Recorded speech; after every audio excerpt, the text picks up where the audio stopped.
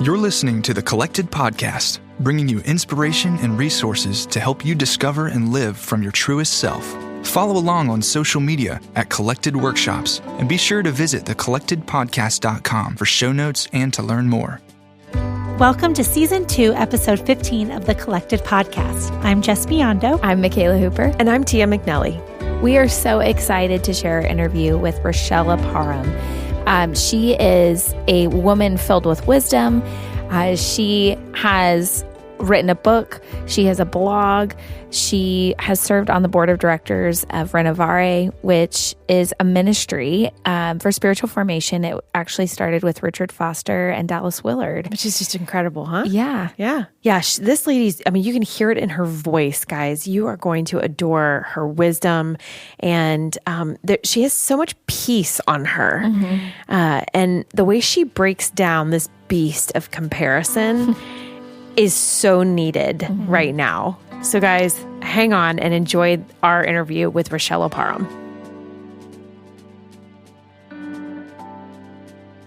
Hi, Richella. Welcome to the Collected Podcast. Oh, hi. I'm so glad to be here with y'all. Thank you. We're so glad to be here with you. Thank you. Yeah. Well, hey, Richella, would you just go ahead and tell us a little bit about you, about your family, about your journey? Just give us a little start to knowing who you are. Oh, thank you. I would love to. I am first of all, I'm a child of God, and I can say that with real confidence now. Years ago, I would have had trouble voicing that, but now I know that is the core of my identity. Yeah. In addition to being a child of God, I am a wife. My husband and I are coming up on, get this, our 35th wedding anniversary. Congratulations. That's Thank not you. a Can small you believe thing. that? I mean, so like longer than at least one of you has been alive. Yes. Yeah. Yep, that's me. So that's exciting. And we have 3 young adult sons. I have a 28-year-old son who just got married last summer, a 26-year-old son, and a 22-year-old who just graduated from college, which means we have finished making tuition payments. Hooray! Wow. So how about that? That is so amazing. That's incredible. We live in Durham, North Carolina, where I am a leader in our local church. I have the privilege of being the coordinator of our worship services. So I get I get to help plan worship every week. I get to meet with our pastoral staff and our minister of music, and get to do everything from selecting the psalms to consulting on the sermon. Sometimes I get to preach, which is a real privilege. Awesome. Great. Yeah, it's a wonderful, wonderful blessing in my life. And I love worship music, and particularly hymns, so I get to consult on the music, and it's wonderful. So that's a regular rhythm for me. In addition to my work with the church, I'm on the ministry team of Renovare, which is a spiritual formation ministry that's been around a long time. It was founded by Richard Foster and Dallas Willard and some friends over 30 years ago. And I'm part of that ministry team, and also serve on the board of Renovare. And in addition to that, I'm a writer and speaker and an author. With just published a book with InterVarsity Press, which is exciting. Congratulations! Thank you. I'm really I'm thrilled about it. I'm excited about the message of the book, and learning the hard way that launching a book into the world is a lot more involved than simply writing the book. And I'll be honest, I thought writing the book was hard. Sure. But it's a message that I believe in, and so I'm excited to be getting it out there into the world. That's what's keeping me busy these days. So tell us about your book. Where did the message begin for you, and how did it start to take shape? Well, the title of the book is Mythical Me, Finding Freedom from Constant Comparison. So important. And the message of the book is one that I believe God showed me and led me to after literally a lifetime of struggling with comparison. And I don't say that lightly. I actually didn't realize that constantly comparing myself to other people was something that I did. I just had never particularly noticed it in myself. And my husband brought it to my attention. And after learning that I was doing it, I came to realize that it was causing problems in my life, but I couldn't find any help for getting away from it. And I tried. But nothing I read, nothing I watched helped me. And so I began studying the problem really closely. Meanwhile, the world changed, and social media came into the picture, and all of a sudden more and more people are struggling with this thing that has dogged me my whole life. So it became, unfortunately, a timely message, but I'm grateful for the message that developed. Would you like for me to tell you a little bit about my own journey? Oh, yeah. Love it. I was born, well, let me back up. I'll tell you where the title came from first. Okay. The title is Mythical Me, which sounds a little more mysterious than it actually is. And I tell the story of the title in the first couple of pages of the book. Many years ago, I had been invited by 3 friends to go with them to a Bible study across town. You know how sometimes women will get together and they'll drive to a different church to go to something like community Bible study or Bible study fellowship or something? Yeah. I was new in town, and these 3 women invited me to go. It was so kind of them.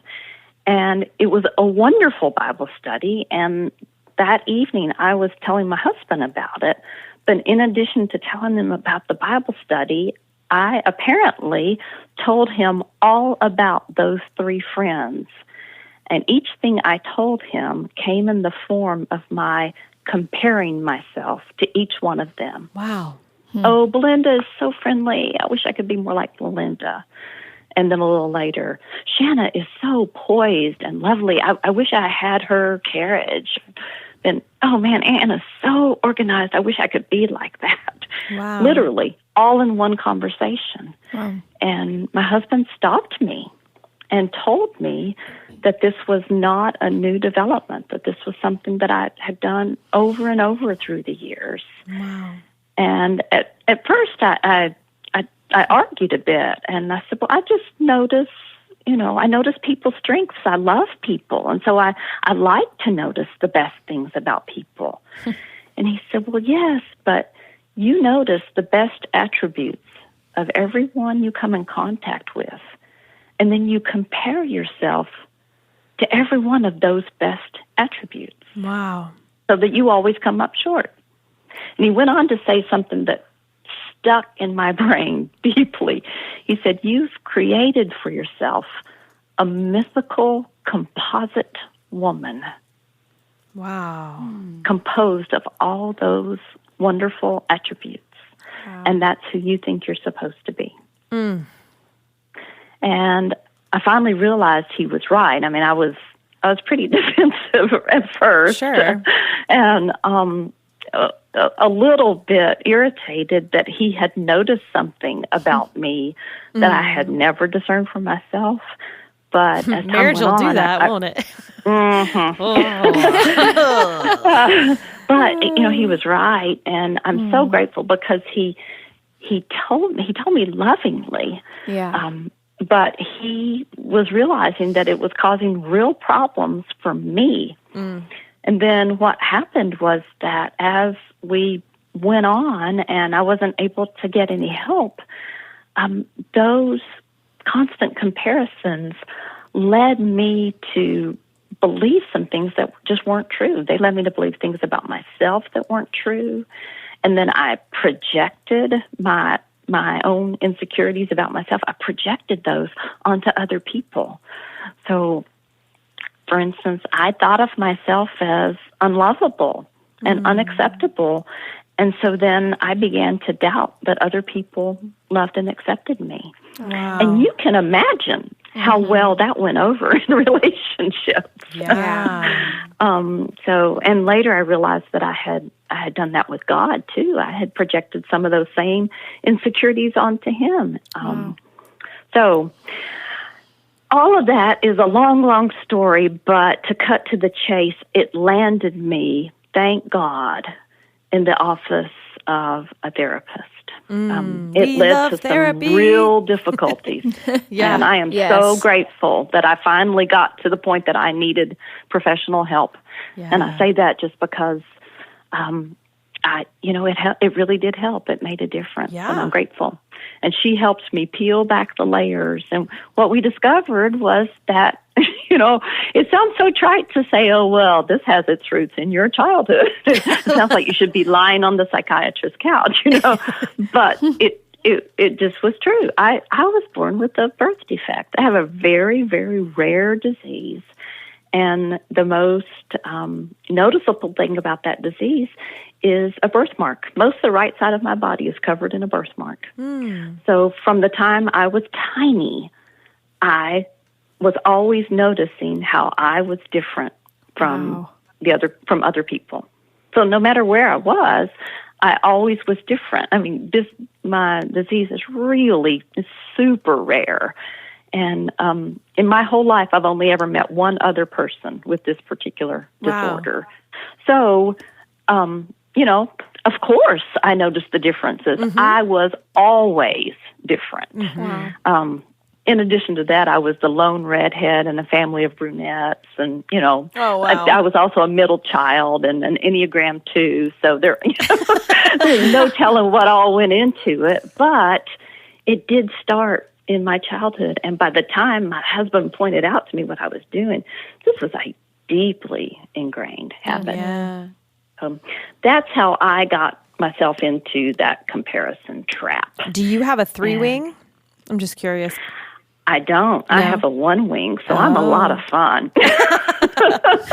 I just know comparison is a struggle I'm a 3, and it's a struggle for the achiever, often falling into that comparison trap. So, okay. Sorry, I love the Enneagram, so I'm always curious. It's also a real problem for the perfectionist, right? True. Yes. Yep. Yeah, the 1.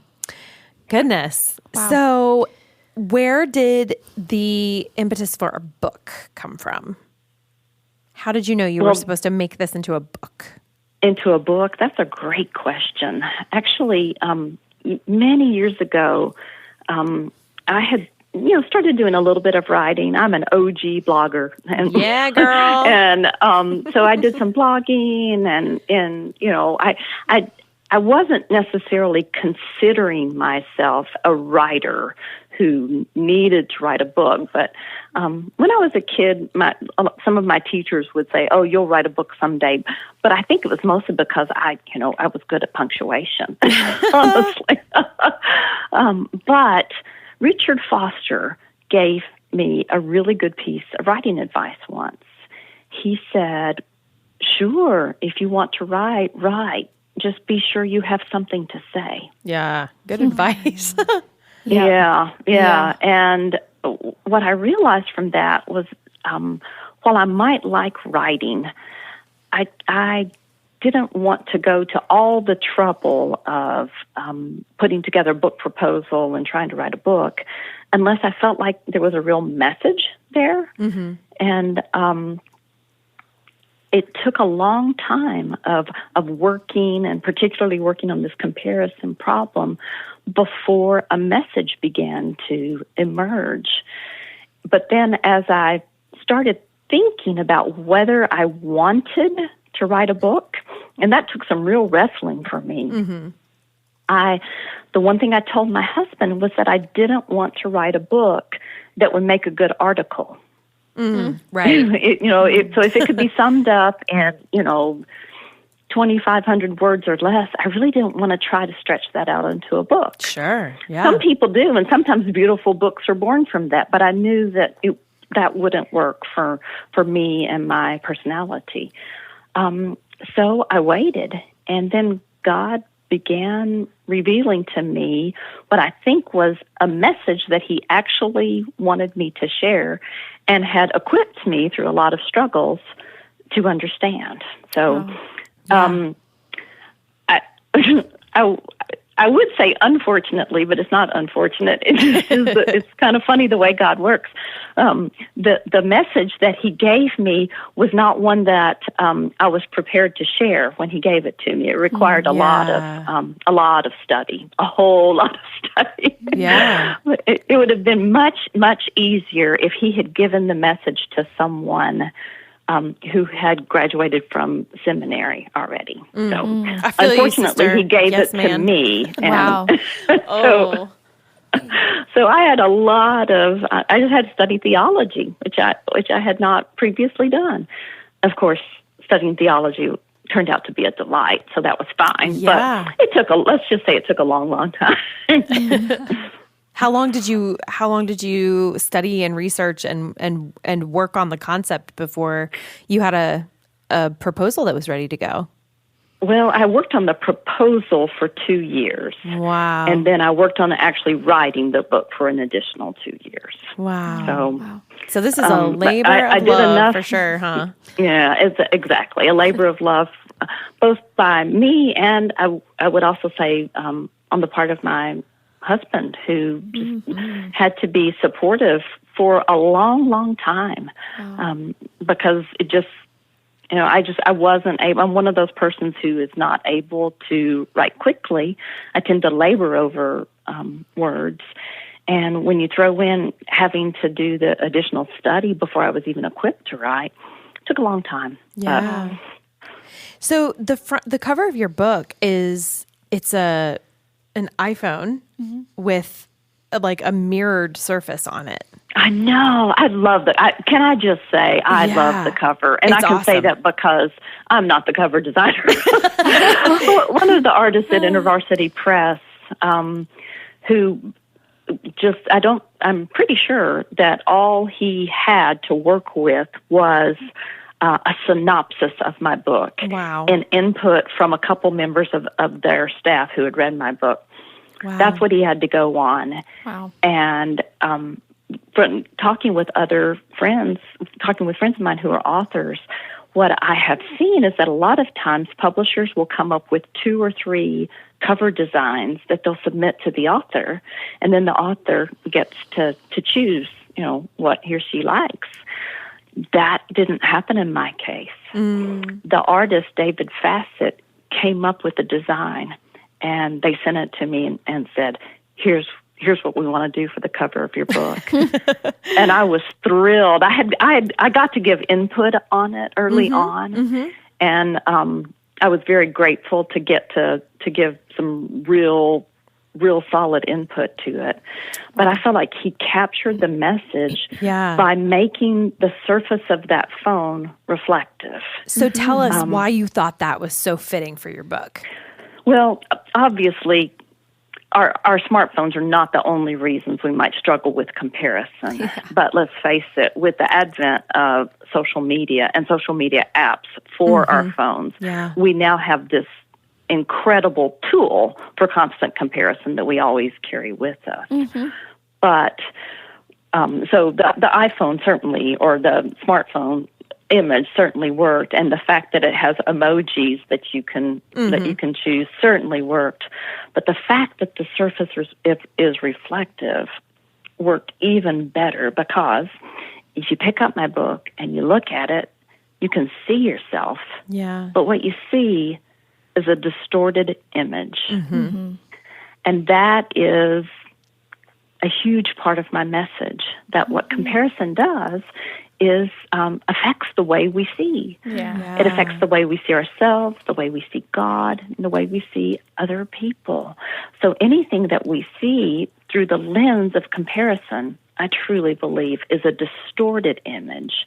And the problem is that distortion is not present in the objects, the persons we're seeing, ourselves and others. It's present in the way we look. The way we're actually looking at things. So it's as if we're wearing glasses of the wrong prescription. Right. So anything we look at is going to be skewed. And the good thing about that is that it's possible to get glasses of the right prescription. Tell us how we do it. Yeah. Read your book. No, I'm just kidding. Yeah, right. Yes. Yeah. All you have to do is go to this link at Amazon. No, I do hope that my book really offers some meaty help in that regard. But to sum it up, what I would say is that you start by learning some truth, because comparison distorts the way we see. The first thing we have to do is to correct the way we're looking at things.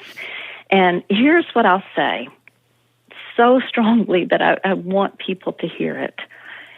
If we don't start with our understanding of God and learn some truth about God, the way God is and the way God relates to us, then nothing we do past that point is going to be helpful. I'm like cheering with both arms in the air right now. If you don't start with an understanding of God's goodness and His eternal love and His eternal like for you. God not only loves you, He really likes you. If you can't start from that place, then I don't think you're going to be able to get your vision corrected. And unfortunately, some things that you might do from that point on could further entrench you in bad rather than ushering you into good. So starting from the place that God is so good and God loves you so much is essential. But that takes some work, or at least it did for me. I mean, before all this process, I could have told you that God was good and that God loved you, but I had trouble believing that for myself. I knew that universally God loved the world, but I kind of felt like I was so screwed up that maybe I was the exception to that. And once I began believing that God loved me, for a long time, I felt like that was a grudging love. Like, yes, God loves me. I know God loves me, but He's so disappointed in me. Oh. He wishes I were different. And that, for the longest time, is what I wrestled with. I felt that God was just terribly disappointed in me. I was disappointed in me. My goodness. Why would God not be disappointed in me? After God showed me that despite my imperfections, He was not one bit disappointed in me, but rather that He loved me and cared about me, it changed everything. So I think that's the first step. I really do. And then from there, learning some truth about yourself, because if you can get your view of God adjusted, then you can start adjusting the way you look at yourself. And I think there's real freedom to be found in learning what the Scriptures actually say about you. You know, it's funny, we get humility a little bit mixed up, I think, in our culture. So we tend to think that humility is having a low opinion of ourselves. But I really believe that humility is believing that what God says about us is true, rather than believing what we think about ourselves is true. Absolutely. Seeing ourselves as we really are. Yes. Yeah. And then from there, you can learn some truth about other people, too. And the truth about other people can be really freeing. See, the problem with constant comparison is that you're focusing on the way other people, one way or the other. You're either focusing on how other people are better than you and have things that are better than you and possess gifts that are better than yours, or else you're focusing on how other people are worse than you. Either way, no, it doesn't matter which way you go, whether it's comparing up or comparing down. It doesn't make any difference. It separates you from people. Yeah. And this is the thing that I believe is key. The reason comparison is a thief of joy. You know, we resonate with that old adage, right? True. I think the reason it's the thief of joy is because by its very nature, comparison is an isolating act. Oh, yeah. It puts us on one side of the scale, and it puts the object of our comparison on the other side of the scale. So true. And isolation is the opposite of the connection that's necessary for joy. Yeah. Joy comes from connection with God and connection with people. Those are the sources of joy. Those connections are the sources of joy in our life. And comparison isolates. And so it cuts us off from the sources of joy. Oh, I think that's why it's the thief of joy. Yeah. Wow. You know, it's so interesting. This week, I'm trying so hard to remember where I heard this quote, but it stuck with me. If the enemy can isolate you, he can influence you. And hearing you talk about the way you used to see yourself and what you believed about how God saw you, I mean, it's just like my nature to want to shout. Those are lies. Those are lies from the pit of hell. The enemy is there whispering and telling you lies. And so then for you to bring up isolation, if he can isolate you, he can influence you. Listeners, I'll figure out where that's from and put it in the show notes. But well, yeah, that's wonderful. But it's true. You know, this is Satan's tool. Right? Yeah. We think we actually give Satan a whole lot more credit than he deserves. His tool is lies. His power comes in making those lies sound credible to our ears. Yeah. And when we isolate ourselves from others, and when we isolate ourselves from God, as if that were actually possible, but when we don't listen to God and we isolate ourselves from other people, then the lies of the enemy of our souls sound really credible. They reinforce what we fear about ourselves. And so we buy into them. And that is, you're right. It is from the pit of hell. It's from the enemy of your soul who wants you to remain in bondage to the worst fears you have about yourself and to all the things you struggle with. So that is such powerful truth. And as we wrap up, what is a final word you would have to someone who feels stuck in that right now? The answer to comparison is never going to be found in a different kind of comparison. It's going to be found in connection. Yeah.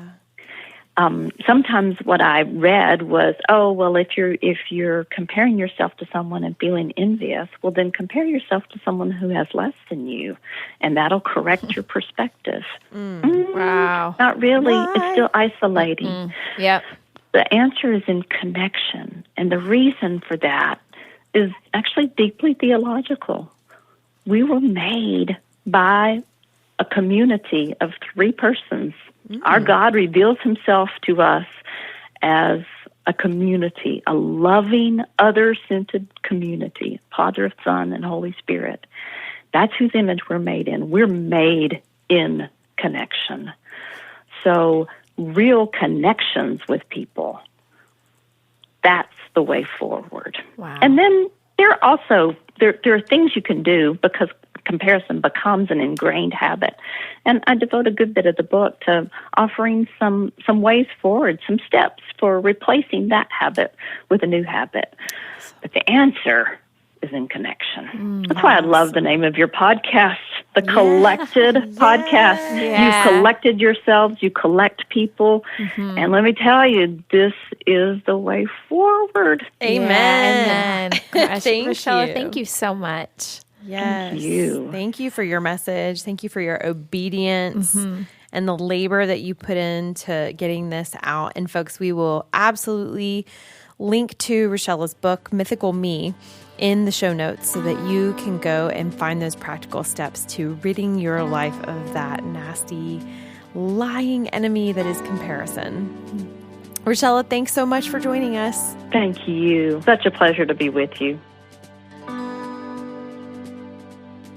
One thing I loved about Richella's interview was that she talked about how much later in life she came to this awareness of her constant comparison. You know, through her relationship with her husband, was able to do some of that deep work and that process. But, you know, I think sometimes if we could just start at 12, 13, 14 and really begin to instill some of that process in a way that some of us don't have until maybe, you know, we're 30 or 40 or 70. It's interesting to me too that the cover of Richella's book has that mirrored phone on it. And she tells a story of her husband being the one that revealed this deep-seated issue. And marriage can be a mirror. And I just wanted to share, this is like, I'm shocked that I'm going to tell you guys this, but when Joel and I were first married, this was probably within the first year or two that we were married. I was young. I mean, I was just barely, had turned 25 like on our honeymoon. So still very young and really immature, very, very immature. And I remember one day my husband with so much love and gentleness had to stop me in my spinning. And I don't even remember what it was about at the time, and just say, Tia, I need to tell you that you are incredibly self-centered. And imagine taking that. But what a gift at that age to be able to know that, to begin working on it, to see it, to grow in it, for him to continue through the rest of our lives. I mean, I've said it so many times on the show. You guys know I'm an Enneagram 3. So I like the spotlight. And it's something that I do have to continually keep in check. And so, yeah, it is an incredible gift to have that mirror of marriage. And so I just want to speak to anyone in any relationship. Friendships can be the same way. When you have those good, solid friendships where you can speak truth to one another, as embarrassing and humbling as it is for someone to kind of call you out, be open, be accepting of those things, because they really can be transformational. And I think the key there, though, too, is you said he did it in such a loving way. Yes. And it was built on a foundation of trust and respect and love. Yes. And that's so important, too. Absolutely. Guys, thank you so much for listening. We appreciate every single one of you so much, and we will be back with you soon. Have a great week.